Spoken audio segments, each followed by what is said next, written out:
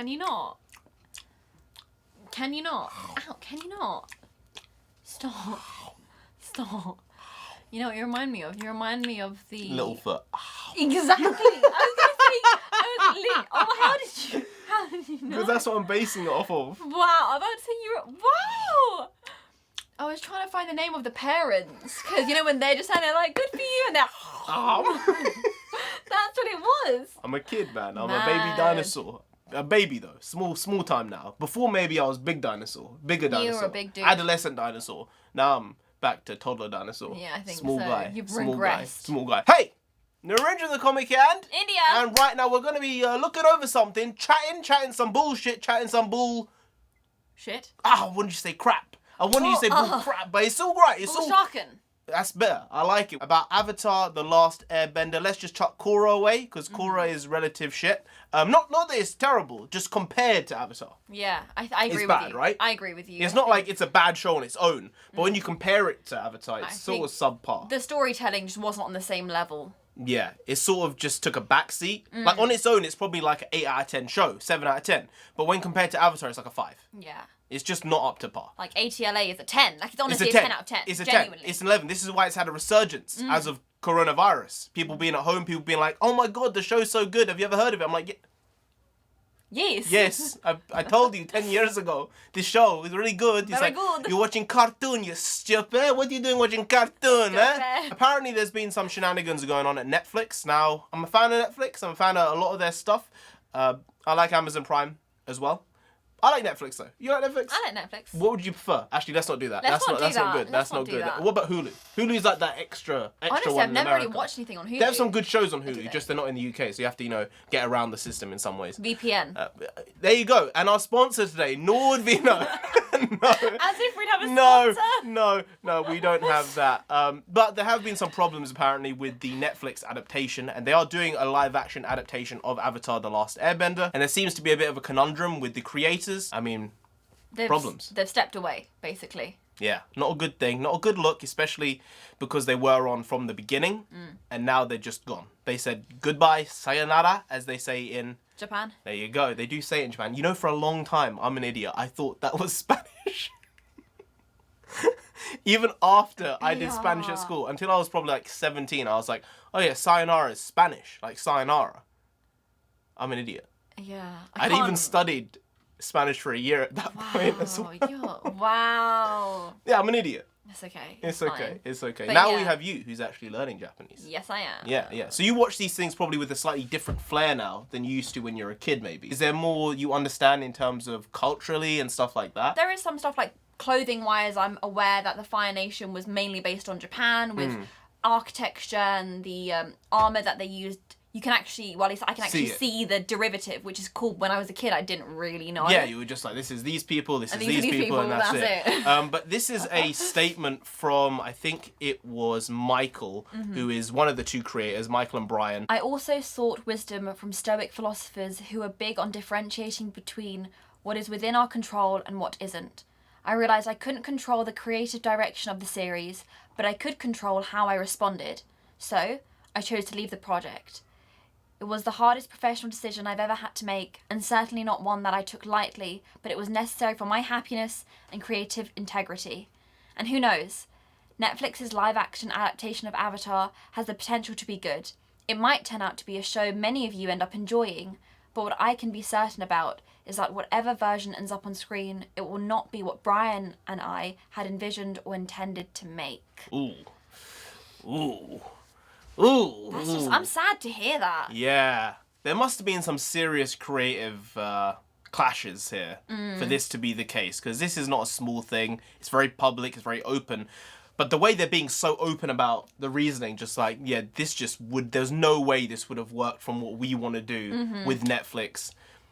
Some people are saying it's budget restraints, maybe. Yeah, Some could people be. think that Netflix didn't want to put the extra money into it. Could They be. said, we want to do these things with the show. And they weren't willing to compromise. Well, not even compromise. They weren't willing to give the creators what they wanted.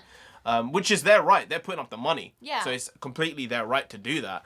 But if you're taking on the project and they had a vision and you back that vision and then you renege on it, that's sort of a bit shit. Yeah, it's very shit. After what happened with M. Night Shyamalan, they wanted to take this in a good direction. Yeah. And it's actually something you've said before, I don't know whether you've said it on the channel, is once an IP has been sort of sullied in a way, it's very difficult to bring it to screen again, whether that's film or television.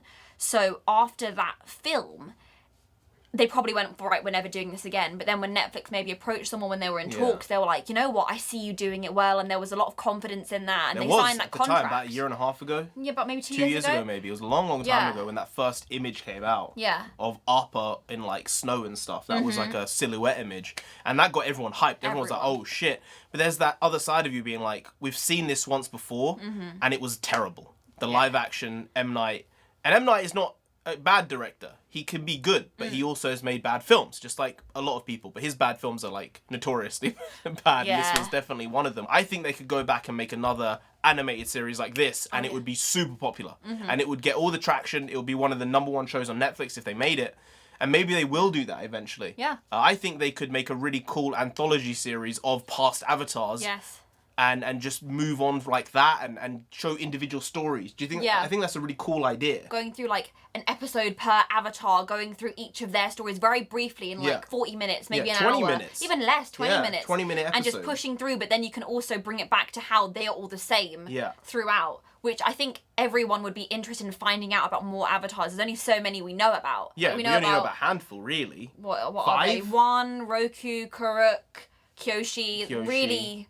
Yang Chen, maybe. I can only think of those 5 along with There's Korra not a lot and that Aang. have been explored to us. And it's a cool thing for us to understand this mythos more and learn more through their storytelling. But you're only going to get that with the creators. So there is actually another quote here from them. And it says... I think it is from Michael as well. Again, he says, I also want to be clear that this does not mean the end of my involvement in the Avatar universe. These stories and characters are important to me, and the renewed interest and excitement in Avatar and Korra has been inspiring to see. As I said, there has been a huge uptick. Like, have you had people come to you and be like, this new show? And it's like, it's old. Yeah, honestly, I had some friends from school like, oh, I'm watching this new show on Netflix. I was like, yo, I spoke to you about that when we were 10. And you were like, I don't want to watch a cartoon. And I was like, it's a really good cartoon though.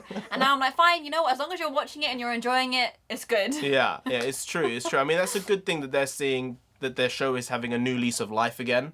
It's, to the highest level it probably has been ever, because more people are aware of it now. It's not just on Nickelodeon, which is where we watched it after schools on random days. It's now here for the world to see, no matter where you are. You get that VPN, you can watch this show wherever in the world. And then Netflix came out with the statement. We have complete respect and admiration for Michael and Brian and the story that they created in the Avatar animated series. Although they have chosen to depart from the live-action project, we are confident in the creative team and their adaptation. I mean, they have to back them, Yeah, don't they? of course they have they to do. back their people. They can't be like, no, it's going to turn to shit now, lads. We're done. We're done. Couldn't do that.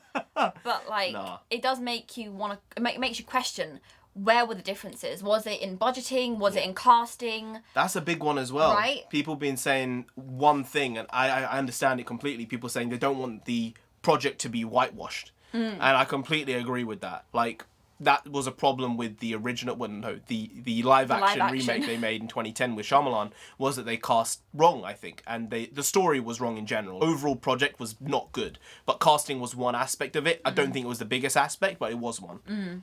With this, apparently one of the differences may have been casting white actors, or potentially casting white actors. Not that they're going to get the roles, but the creators apparently didn't want to audition white actors for the roles, for any of the roles. I agree with that. Yeah. But I also think, in the same regard, that there shouldn't really be any black actors in for these roles either, because none of the Based in Asia. characters are black. Yeah.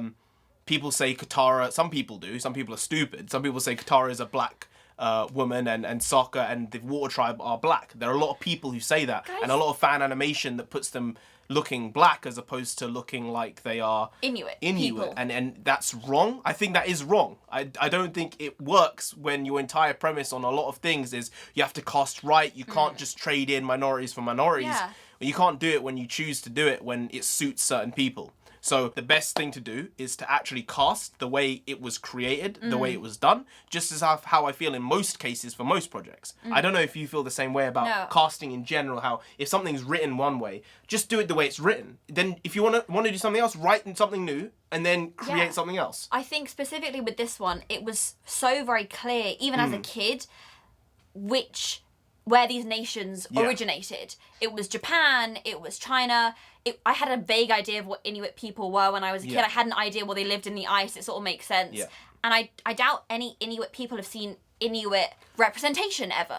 Yeah. And like Katara's hair loopies are actual representation of Inuit culture. Oh, right. So to change them or to change that, is that going to make some Inuit little girl or boy be like, well, this was my one chance at seeing someone like me on screen and I never saw it? Like you said, the Fire Nation was essentially Japan. Yeah. And the Earth Nation was China. Yeah. The Inuit people were the Water Tribes. Yep. And the bloody, I'm going to be careful here, the Air Temple were Himalayan people. Yeah. People, you know, I don't want to... That's a good way of putting it. Nepalese?